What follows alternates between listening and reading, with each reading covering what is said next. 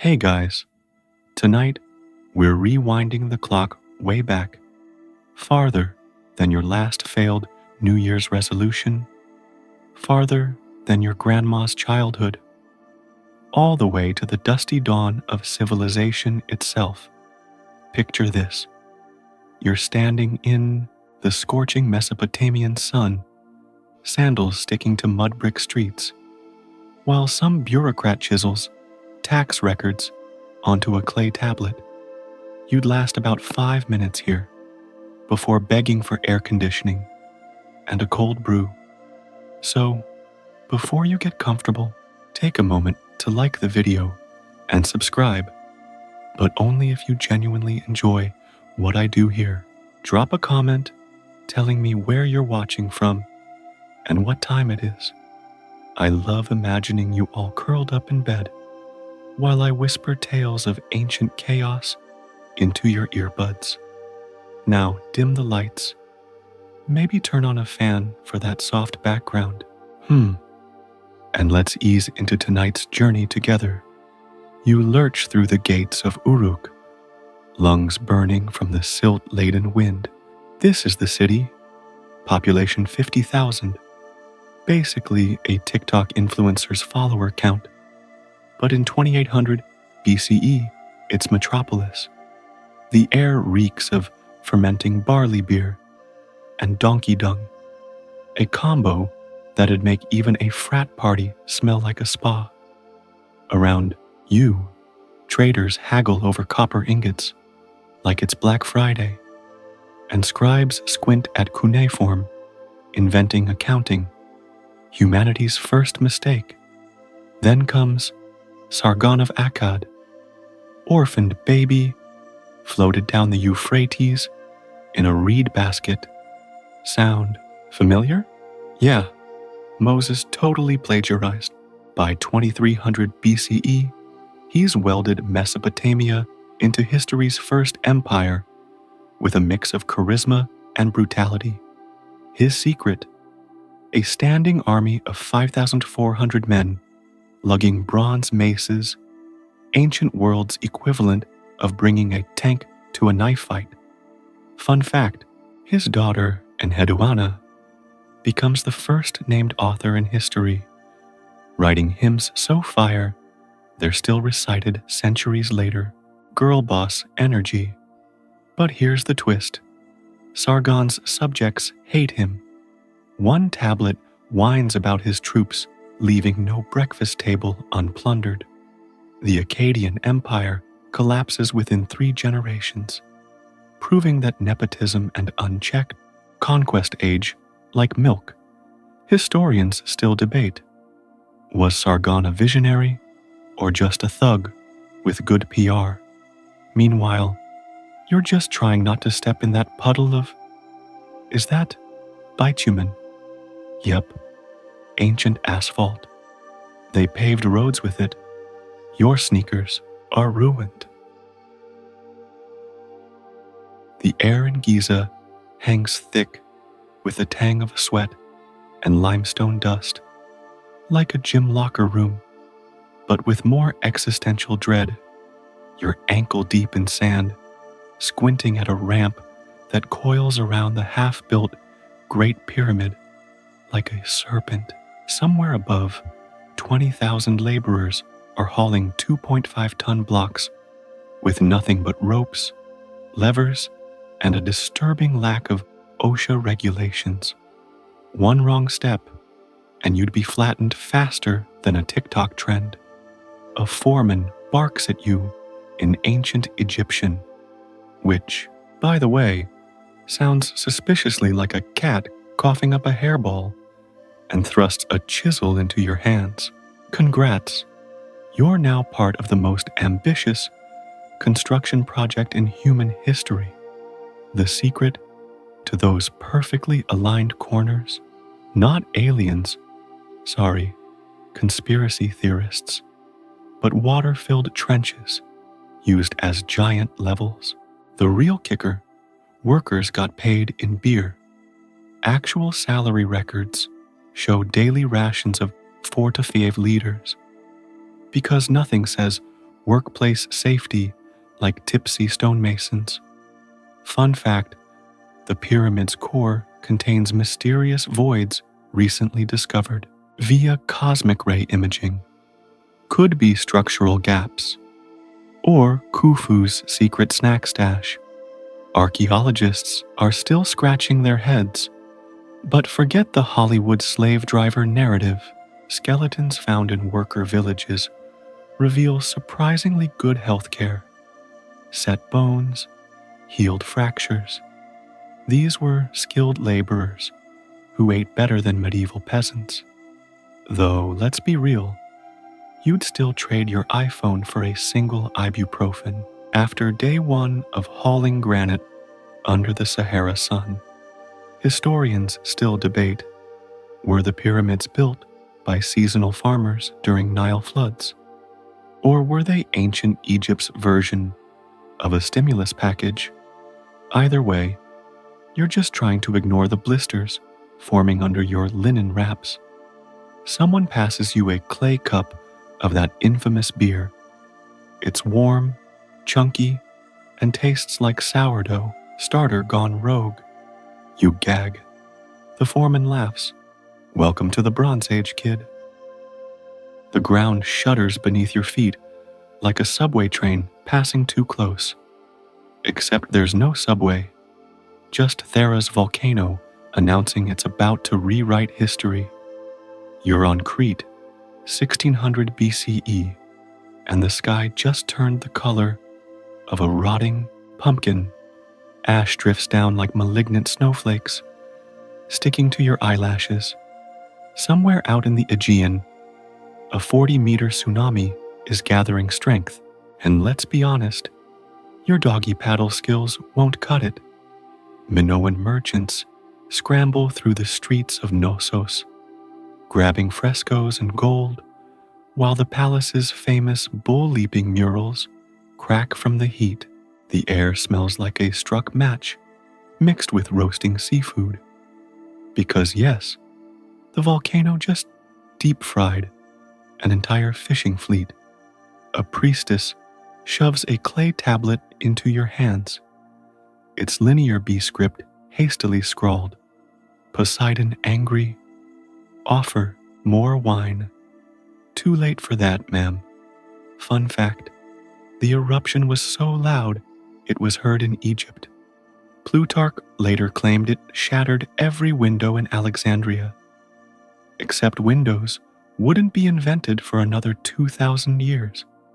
Classic historian embellishment, you spot a group fleeing toward their trireme, clutching the first known go bags in history, jars of olive oil, honey, and weirdly, live snails, emergency escargot.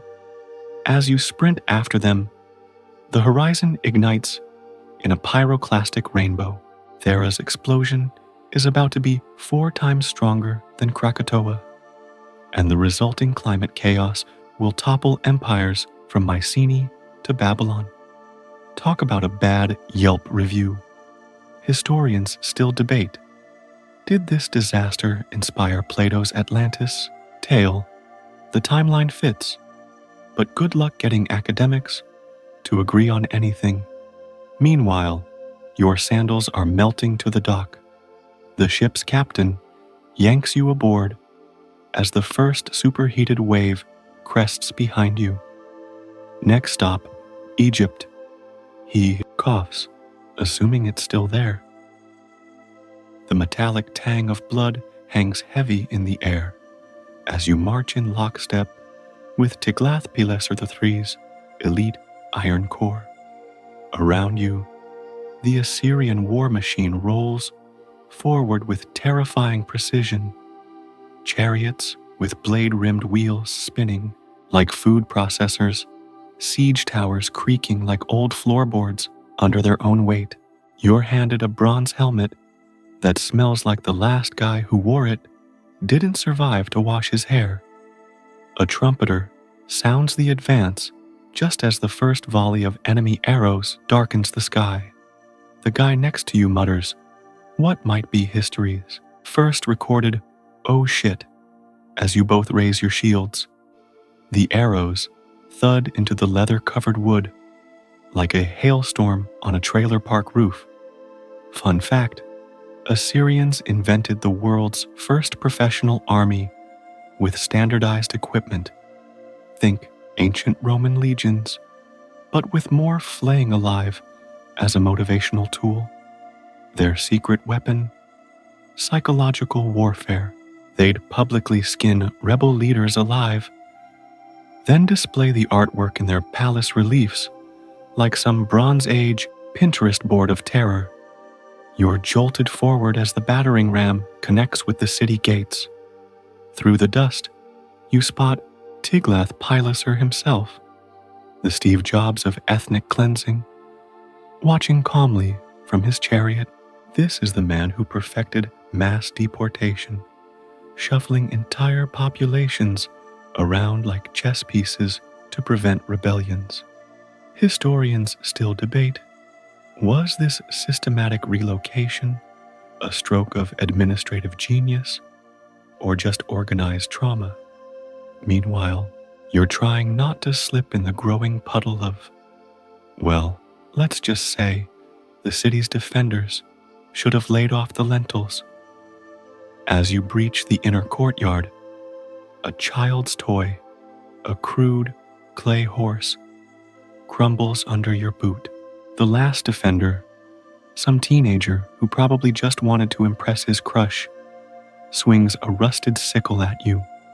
Your training kicks in. The blade finds its mark. His eyes go wide with that universal look of, I didn't think it would end like this. The king's scribe appears beside you, stylus poised.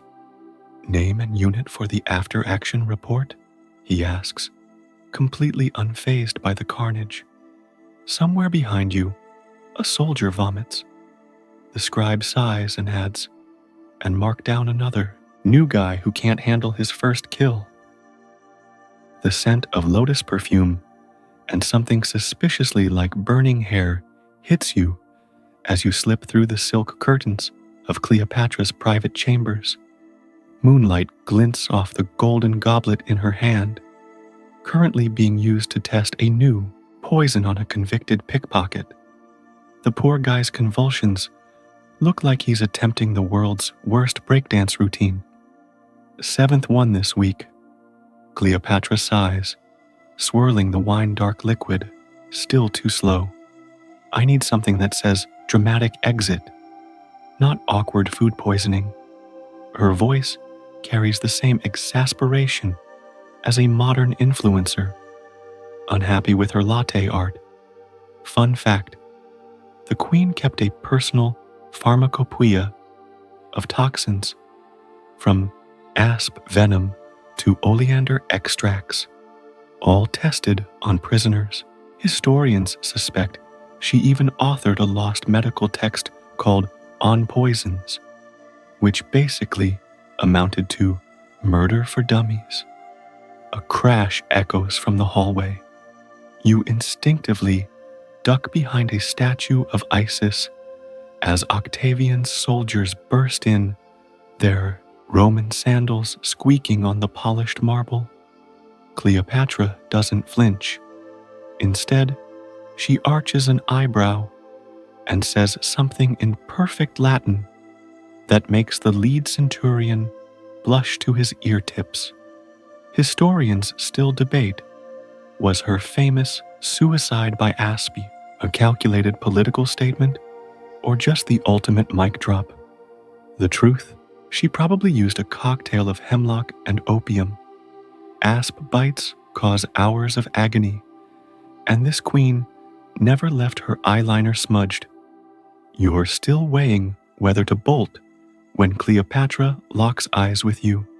You fetch my pearl earrings, the ones I dissolved in vinegar to win that bet against Antony. As you fumble through her jewelry box, a sloshing sound comes from the next room. It's Mark Antony's body being preserved in a vat of honey. For posterity, she explains, then adds with a wink. Also, It's hilarious when Octavian trips over it. The distant roar of the invading army grows louder. Cleopatra calmly selects a vial from her shelf.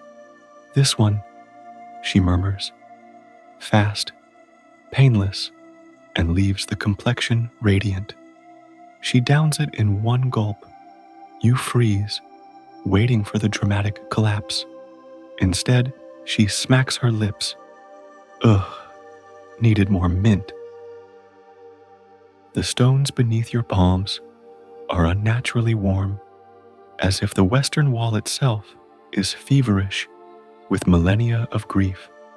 Around you, Jewish rebels hurl makeshift spears, broken roof tiles, kitchen knives lashed to broom handles, while Roman legionaries advance in tortoise formation, their shields interlocking like the world's deadliest jigsaw puzzle.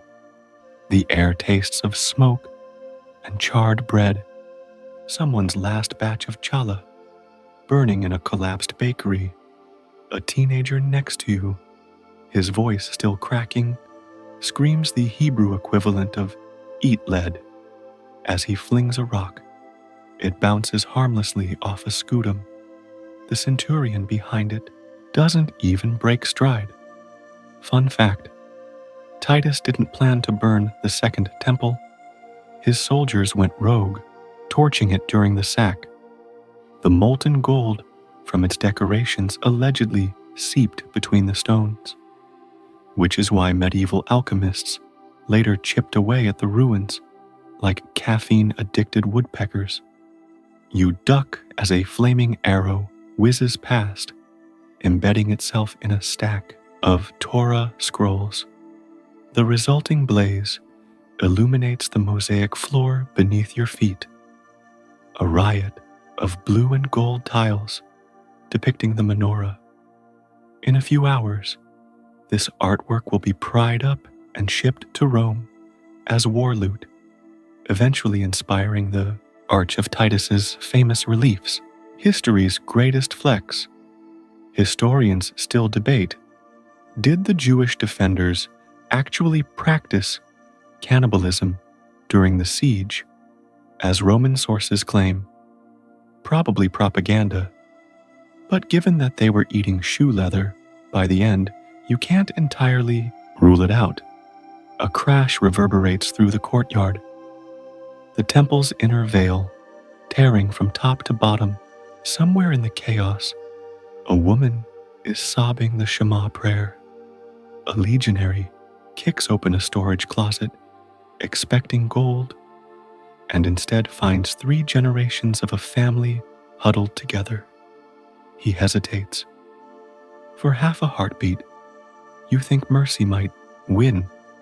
Then his comrade barks, "Plunder rules," and the moment shatters. As you sprint toward the sewer tunnels, Jerusalem's ancient underground Uber, a hand grabs your ankle. It's the teenage rebel, bleeding from a gut wound. "Tell them," he gasps, pressing a broken coin into your palm, a shekel from the revolt's first year. His next words are lost beneath the roar of collapsing masonry. You pocket the coin anyway. 2,000 years later, tourists will take selfies where his body lies buried under 6 feet of archaeological strata. The Silk Road isn't silk at all. It's a cacophony of camel farts and haggling in 12 languages as your caravan lurches toward Constantinople. You're wedged between bales of Persian saffron and what you hope are just oddly shaped medicinal mushrooms, trying to ignore the merchant next to you, cheerfully describing how he disguises mutton as lamb by rubbing it with turmeric.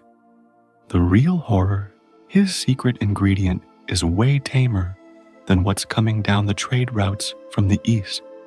A sudden commotion up ahead. A Sogdian trader collapses mid-barter, his face blooming with grotesque purple boils. Your guide, A grizzled ex-gladiator mutters, "Third one this week," and lights a sprig of rosemary like it's some kind of ancient antibacterial Glade plug-in. It does nothing. The sick man's companion, who was literally just arguing over the price of yak wool, now clutches a tiny Buddha statue and prays in rapid-fire Sanskrit. Commerce. Meet karma. Fun fact, the plague of Justinian didn't just spread via rats. It hitchhiked on yaks. Mongols, transporting the furry beasts across the Tian Shan Mountains, accidentally created history's first super-spreader event. The bacteria mutated in their blood to become extra lethal because nature loves irony. You sidestep a puddle of suspiciously black vomit. Pro tip, never wear open-toed sandals to the 6th century apocalypse, as the caravan master announces a brief detour to avoid quarantine forces. Translation, you're now taking the scenic route through a marsh full of enthusiastic leeches. As your donkey sinks knee-deep into the muck, a passing Nestorian monk tosses you a rag soaked in vinegar. "For the miasma," he says solemnly. You tie it around your face like a pandemic-era mask and instantly regret it. Now you just smell like a pickle that's seen things. Historians still debate. Did the Byzantines really think the plague was caused by bad air, or were they just really committed to the bit? Either way, they're cures. From rubbing onions on the groin to drinking powdered emeralds, make modern essential oil MLMs look almost respectable. Dawn reveals Constantinople's fabled walls and the piles of bodies being tossed over them into mass graves. A customs inspector with a wine-soaked scarf over his nose waves your goods through without inspection. "No time," he croaks, his neck swollen with buboes. "Just take it." The bazaar is eerily quiet, save for the occasional thud of another corpse sliding off a cart. Your guide pockets his payment, then immediately starts bidding on a lightly used set of armor from a dead soldier. Business as usual. The forest screams, not metaphorically, actual shrieks rip through the damp British twilight as Queen Boudica's war chariot thunders past, its blade-rimmed wheels spraying mud across your tunic. The Iceni warriors following her are painted head to toe in woad, their bodies a living nightmare of swirling blue patterns that seem to move in the firelight. One locks eyes with you and licks his sword. It's not intimidation. The blade's literally poisoned, and he's just checking the hemlock paste is still sticky. Fun fact, Boudica's forces used psychological warfare by releasing trained foxes with torches tied to their tails into Roman camps. The resulting chaos looked like a Disney movie directed by Satan. You are handed a slingshot and a sack of suspiciously round stones, which, upon closer inspection, are actually hardened balls of Roman blood mixed with ash. The warrior beside you grins, missing 3 teeth. "Aim for the eyes," she says, as if this is a Little League coaching session. The Roman 9th Legion's fortifications loom ahead, their neat, orderly palisades an insult to the chaos of nature. Historians still debate, did Boudica really sacrifice captured Roman women to the goddess Andraste? Or was that just imperial propaganda? The archaeological record shows someone ritually beheaded a bunch of people in Essex around this time. But hey, could have been a really bad Tupperware party. The battle erupts in a cacophony of war horns and snapping tendons. Boudica's chariot circles the fray, like a deranged ice cream truck, her daughters hurling javelins from the back. You see a Roman centurion go down under 5 Iceni warriors. They don't stab him so much as disassemble him, passing his helmet around like a gruesome souvenir. Then the snakes appear. Dozens of adders, stirred from hibernation by the vibrations of marching feet, slither onto the battlefield. The Iceni cheer. They take it as a blessing from the gods. The Romans, raised on tales of Medusa, lose their damn minds. One legionary impales his own foot, trying to skewer a particularly ambitious viper. By nightfall, Londinium burns so brightly you can read by its glow. Boudica toasts victory with what smells like fermented goat milk. You decline politely. She shrugs and drinks yours too. The smell of singed papyrus hits your nostrils as you tiptoe past sleeping scholars in the library of Alexandria's astronomy wing. Moonlight slices through the lattice windows, illuminating a half-unrolled scroll titled On the Measurement of the Earth, Eratosthenes' masterpiece, casually left out like a professor's coffee-stained lecture notes. You reach for it just as a sandal squeaks on marble behind you. Calculating the circumference again, whispers a voice. You spin to face a bleary-eyed Ptolemaic librarian, his tunic ink-stained, fingers still clutching a reed pen. He doesn't sound angry, just tired. Look, if you're going to steal it, at least appreciate the genius. Dude used well shadows in Siena and Alexandria, basic geometry, and, he yawns, nailed Earth's size within 1% error, while you plebs still thought dragons caused eclipses. Fun fact, the library kept a forgery detection squad who analyzed handwriting and ink composition.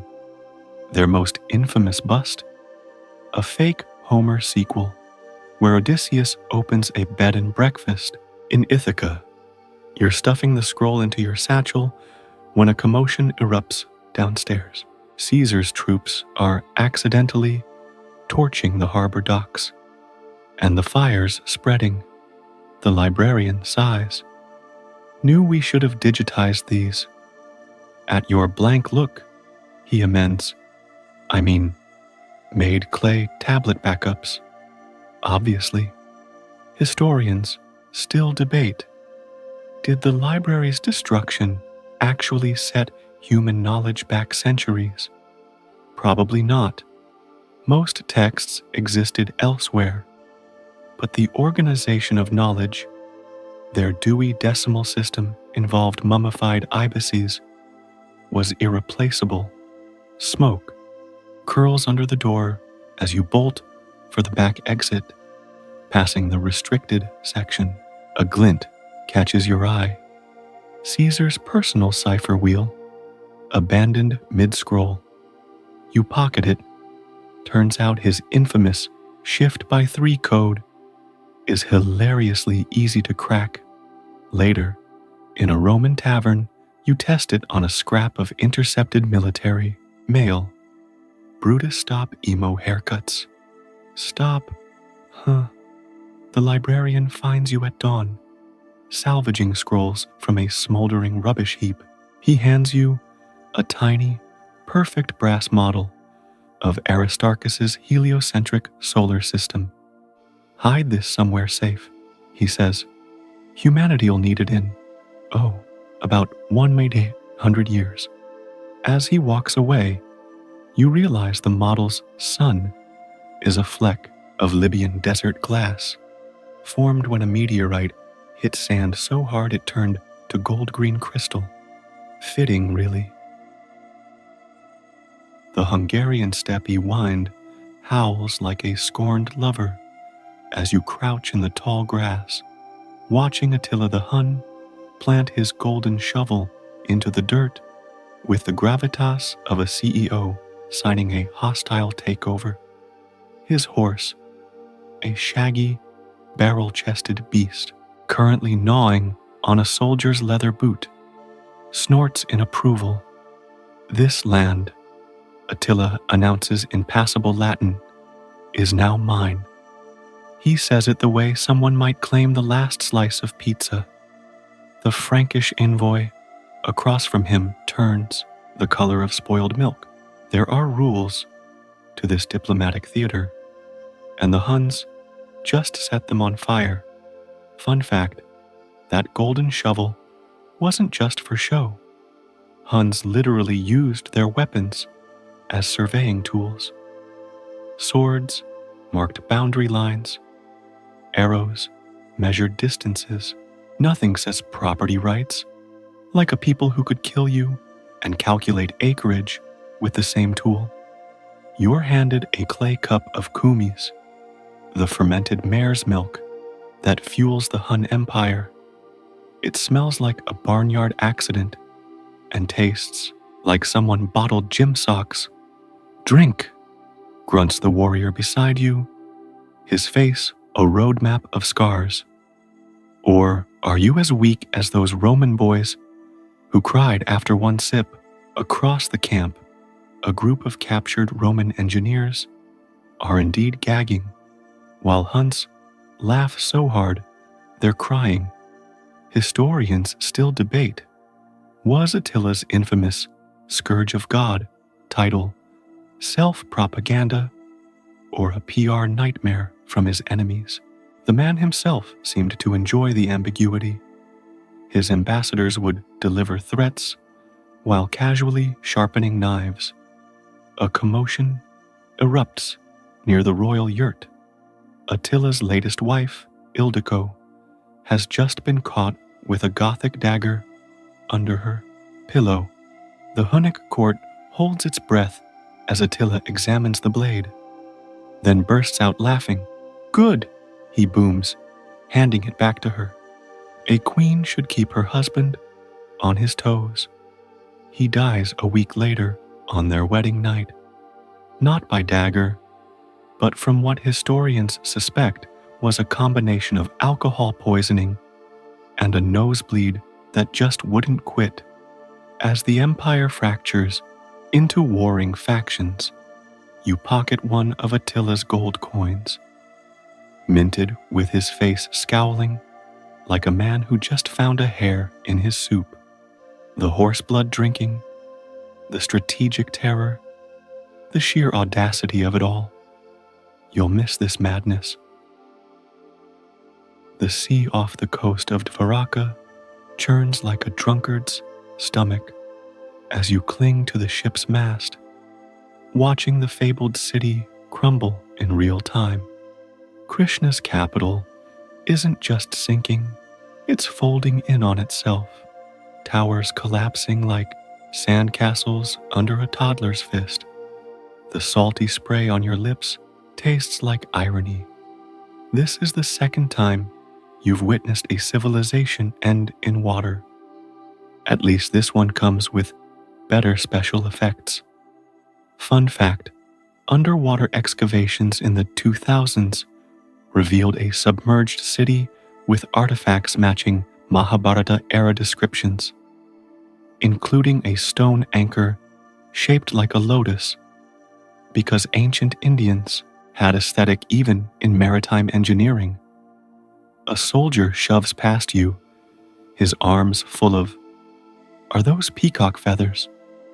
Lord Krishna's backup plan. He pants before diving overboard.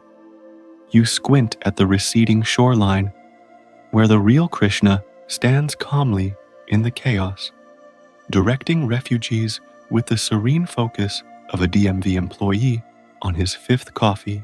His famous conch shell dangles unused at his hip. Turns out, when your city's built on reclaimed land, and the gods decide to reclaim it back, even divine intervention takes a lunch break. Historians still debate, was Dvaraka's destruction a tsunami or poetic license? The geological record shows a major seismic event around 1500 BCE, but the epic's description of waves like drunken elephants might be slightly embellished. Your ship lurches as something massive rams it from below. For one heart-stopping moment, you think it's a sea monster, until a wooden horse's head bobs to the surface. Not the Trojan horse, but Krishna's homegrown version. Hollow decoys filled with flammable resin set adrift to sabotage enemy ships. The Greeks would later steal this idea, file off the serial numbers, and call it original, as Dvaraka's golden spires vanish beneath the waves. A fisherman's net snags your ankle. New rule, he grunts as he hauls you onto his raft. When demigods tell you not to build coastal property, listen. The last thing you see before the fog rolls in is Krishna winking at you from the shore. Then he's gone, swallowed by the mist like a particularly well-timed punchline. The desert wind carries whispers of rebellion as you kneel in Palmyra's throne room, trying not to stare at Queen Zenobia's infamous ruby nose, ring rumored to be carved from a Roman centurion's missing gemstone.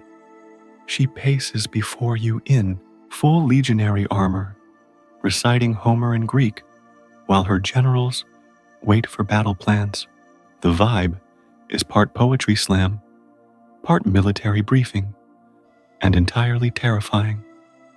Fun fact, Zenobia claimed descent from Cleopatra, dubious, and once hosted a banquet where guests reclined on Persian carpets instead of couches, a power move so bold, Roman diplomats wrote home about it like scandalized Yelp reviewers. A servant offers you wine in a glass, so fine you can see your nervous sweat through it. You sip carefully. Last week, Zenobia allegedly poisoned a traitor by serving him a vintage laced with ground lapis lazuli. The queen notices your hesitation and smirks. Relax. If I wanted you dead, I'd use something classier. She snaps her fingers and aids unroll a map painted on silk. Now, tell me again how Rome can't be defeated while I redecorate their senate with my spears. Historians still debate. Did Zenobia truly believe she could conquer Rome? Or was she just trolling Emperor Aurelian? Her forces did the impossible, captured Egypt, held Asia Minor, but her fatal mistake might have been sparing Roman prisoners instead of executing them. A mercy that came back like a boomerang. You're drafting surrender terms. Her demands include all purple dye factories and one live elephant. When a scout bursts in, coated in dust, Aurelian's legions have cut off the water supply. Zenobia doesn't flinch.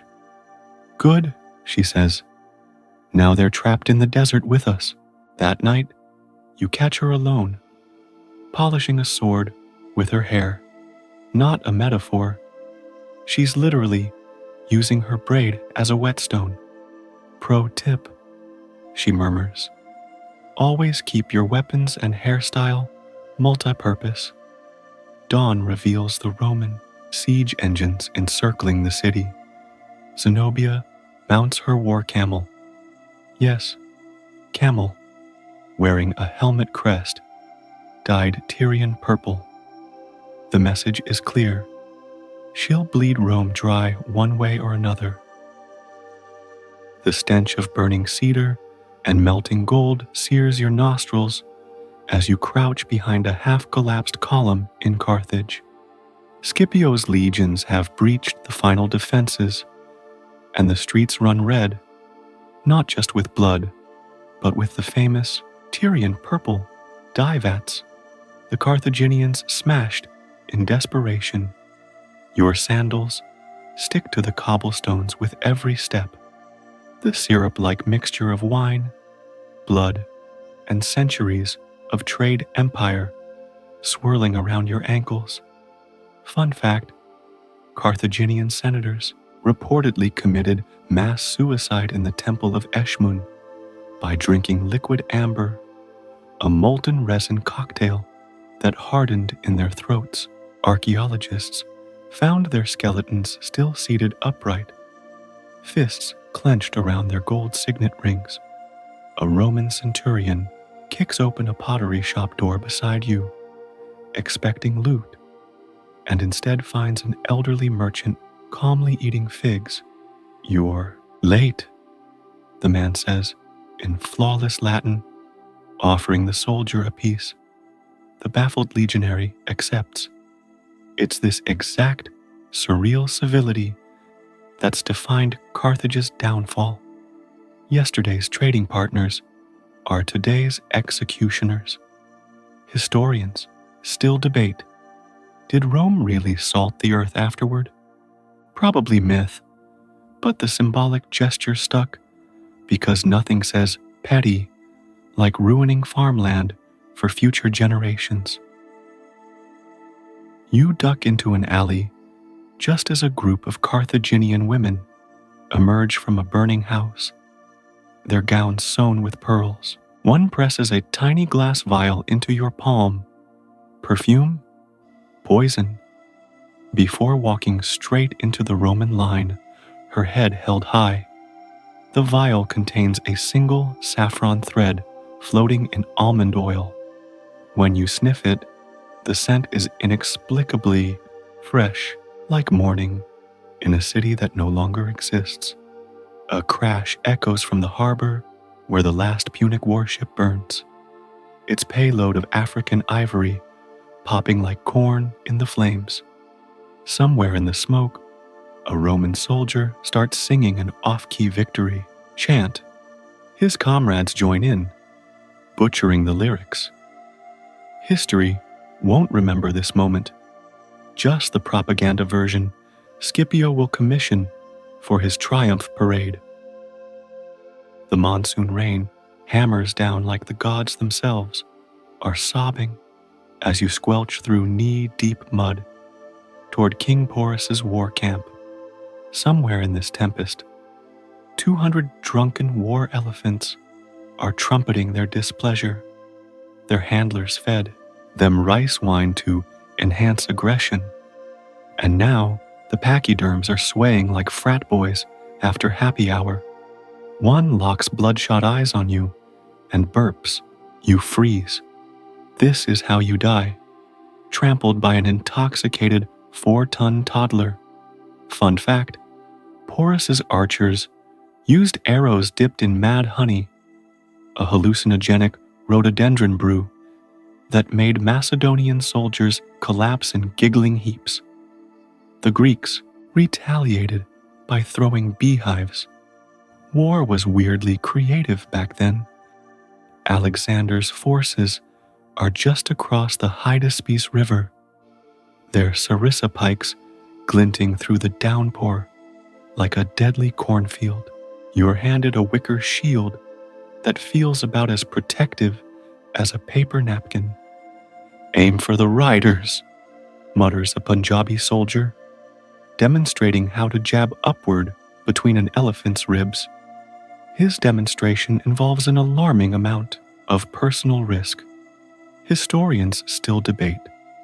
Did Alexander really admire Porus's courage so much he gave him back his kingdom? More likely, the Macedonian was just exhausted after fighting a man who weaponized monsoon season. The battle begins at dawn, with elephants charging through the shallows, their howdahs bristling with javelins. One beast, apparently the lightweight of the group, stumbles mid-river and sits down abruptly, flipping its crew into the current. The Macedonians' disciplined phalanx starts to fray as tipsy elephants blunder through their lines. You see one soldier get flicked into the air by a trunk and land in a tree. By noon, the river runs pink. Alexander's famous white cloak is now tie-dyed in mud and elephant dung. Porus, despite being 7 feet tall and shot through with arrows, refuses to dismount his wounded beast. When Alexander rides up to accept his surrender, the Indian king allegedly demands to be treated like a king. History claims Alexander was impressed. You suspect he was just relieved Porus didn't ask for a rematch. As the survivors drag themselves from the water, a Macedonian soldier offers you wine from a dented canteen. Next time, he says, eyeing the retreating elephants, let's stick to fighting people.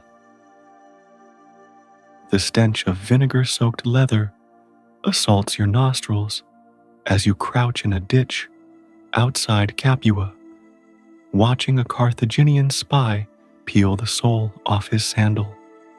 Inside, a tiny scrap of parchment, its cramped Punic script nearly invisible. Hannibal's lunch order, you whisper. The spy glares.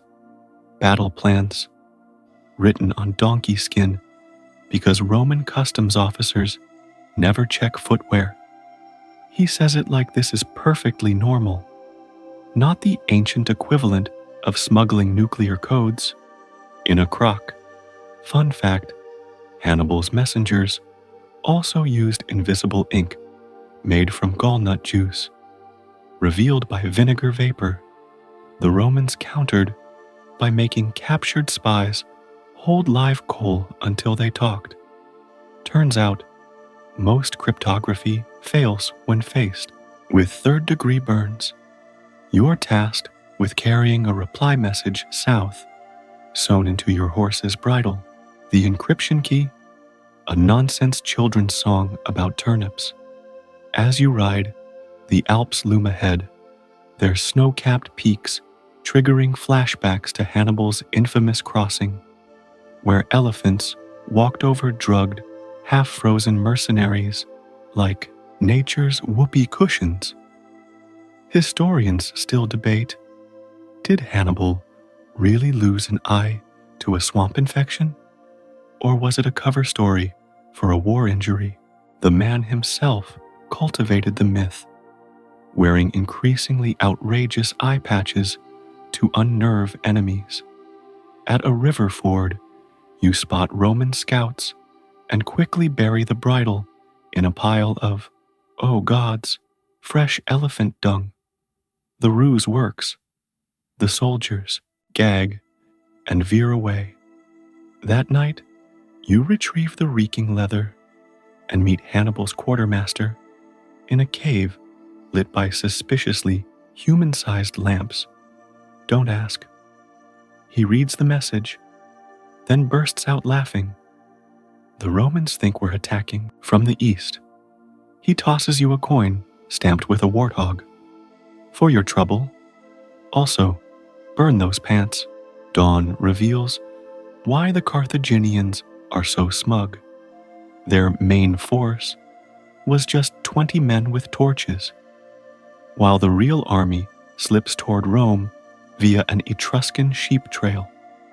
As you watch them vanish into the mist, a straggling elephant pauses to pee copiously on a Roman milestone.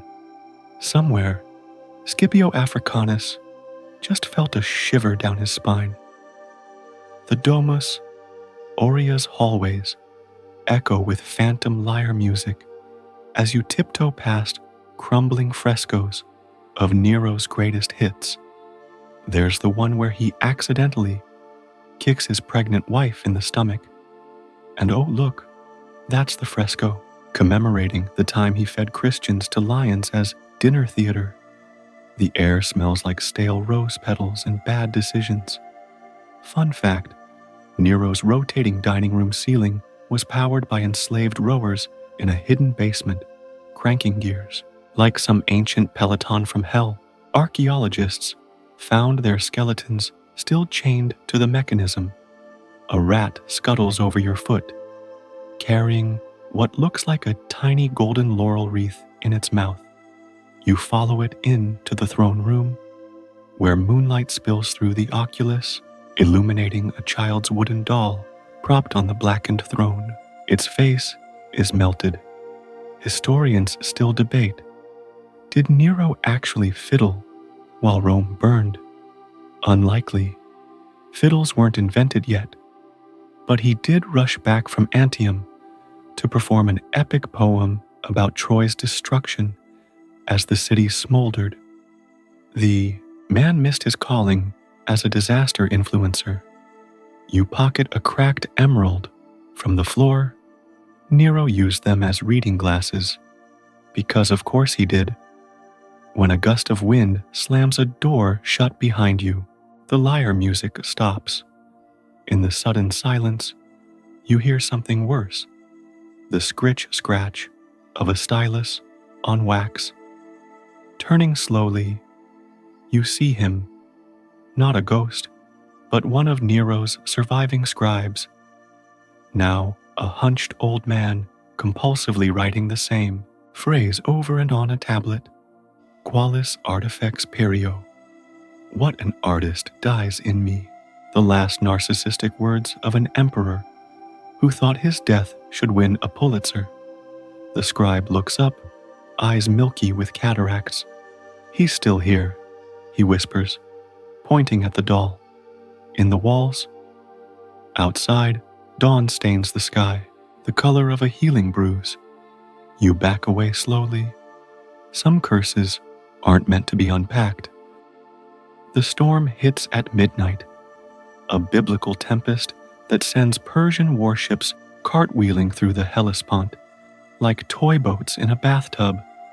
You cling to the mast of a Phoenician trireme as waves slam the deck with the force of drunken titans. Somewhere in this chaos, King Xerxes is screaming orders from his golden throne on shore, utterly dry and completely furious. His robe's tassels keep hitting the scribe, who's desperately recording this disaster as a minor logistical delay.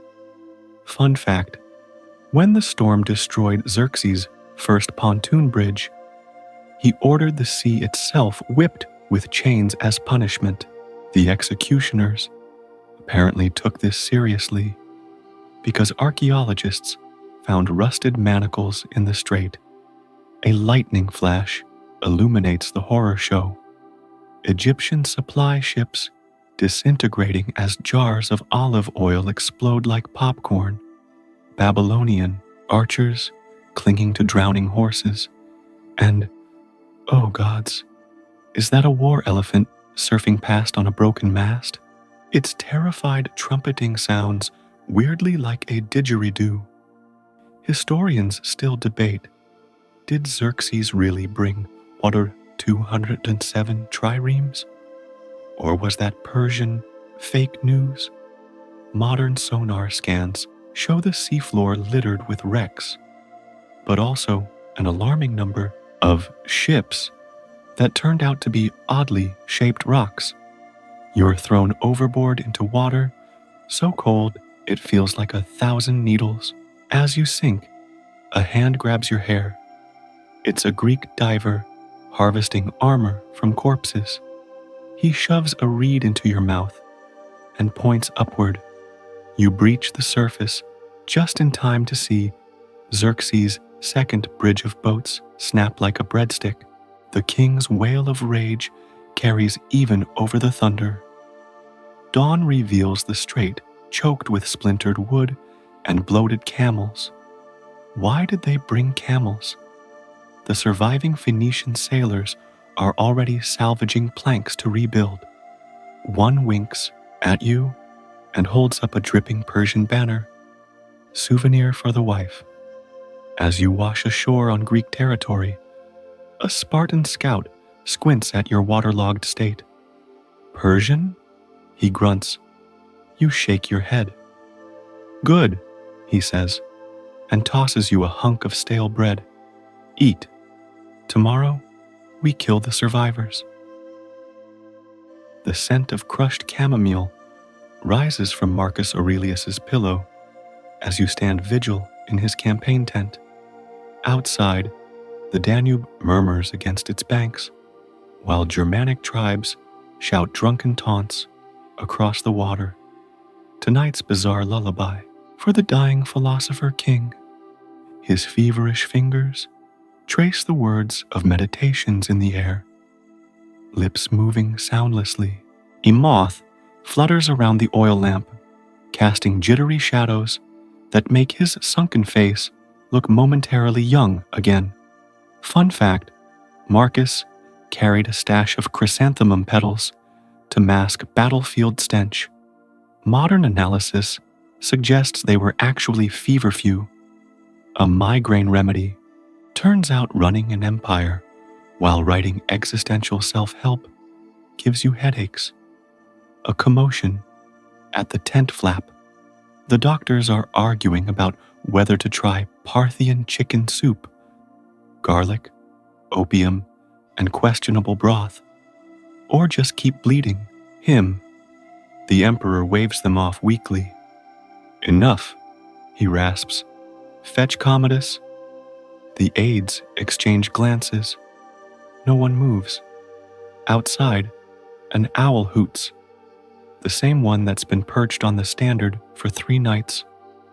The troops call it Pluto's watchdog. Historians still debate, did Marcus know his son would become history's worst man-child? His private journals call Commodus my living regret. But the empire's stability required the pretense of dynastic succession, parenting, harder than defeating Parthians. You're handed a wax tablet to record his last words.